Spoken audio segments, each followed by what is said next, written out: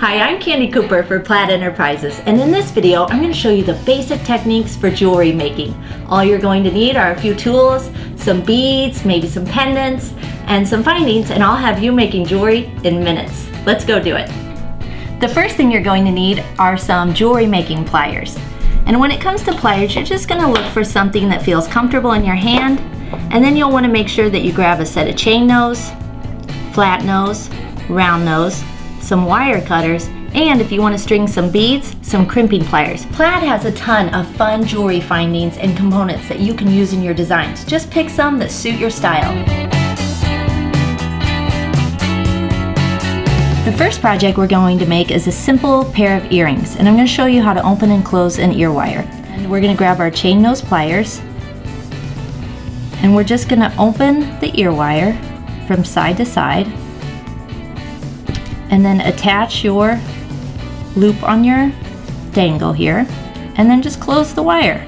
I'm going to add a little sparkle by just dipping at the end of a paintbrush in Mod Podge, putting a dot down right there, and using this tool to pick up my crystal and drop it into place. Let's add a couple more here.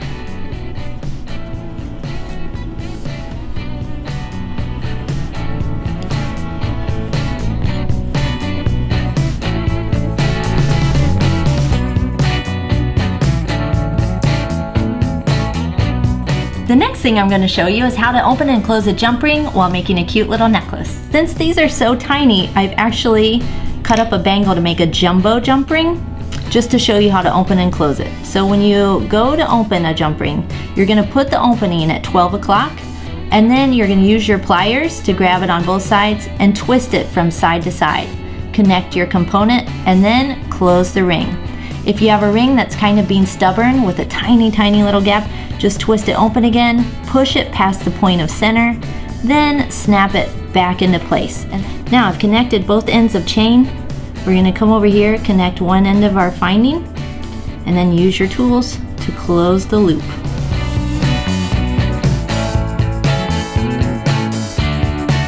If you want to make a bracelet like this, you're going to need some head pins and some eye pins.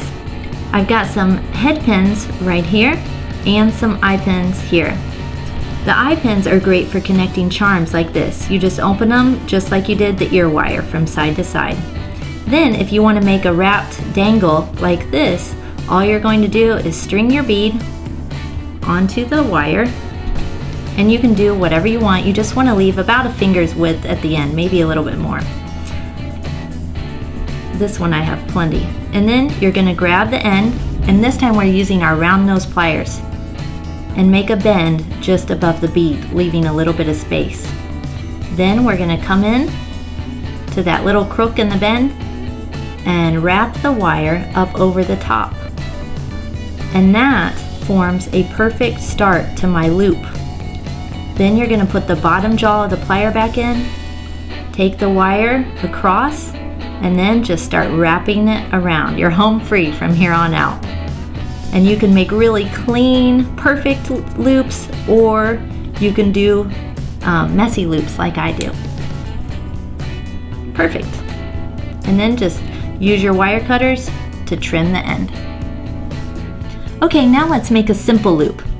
So just slide your beads on, then make a bend just above the bead. Trim it to about 3/8 inch. Then use your round nose pliers, grab the end of the wire, and roll that end on around.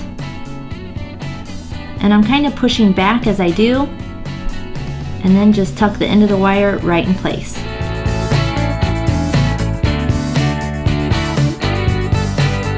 Let's talk about bead stringing. So I've gone ahead and picked out a couple of select strands and a focal pendant and started stringing them onto beading wire.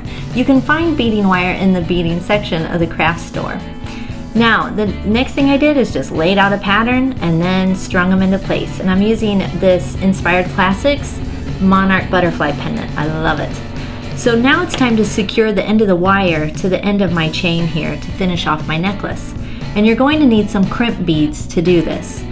So back to one of my jumbo examples here so that you can see really clearly what we're going to try to go for.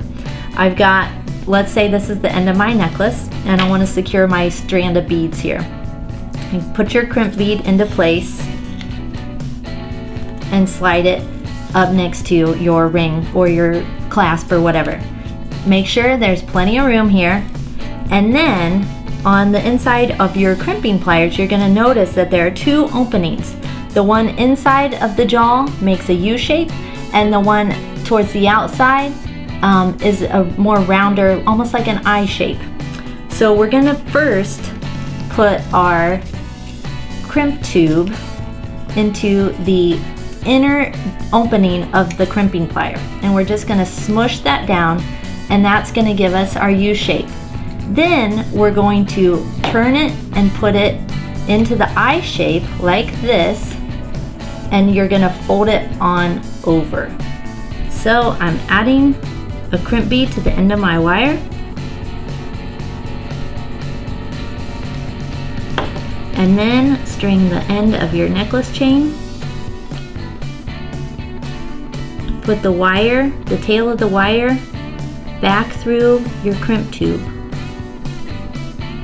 and slide it up near the end of your chain.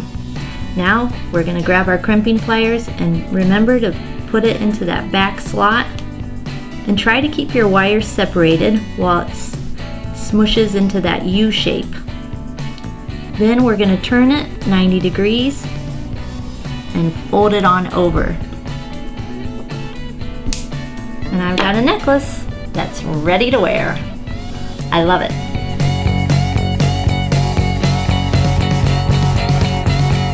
The last thing I'm going to show you is how to make a beaded bail and how to flat crimp. And I just strung them on the beading wire along with the pendant. Then I grabbed a crimp bead and passed the wires through. And when you pull out the slack, it creates a loop.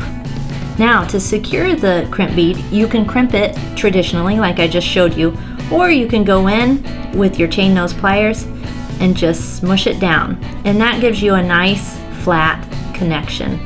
Now I've got a cute little pendant, and I went ahead and prepped a chain here. That's a fun, easy gift that you can make.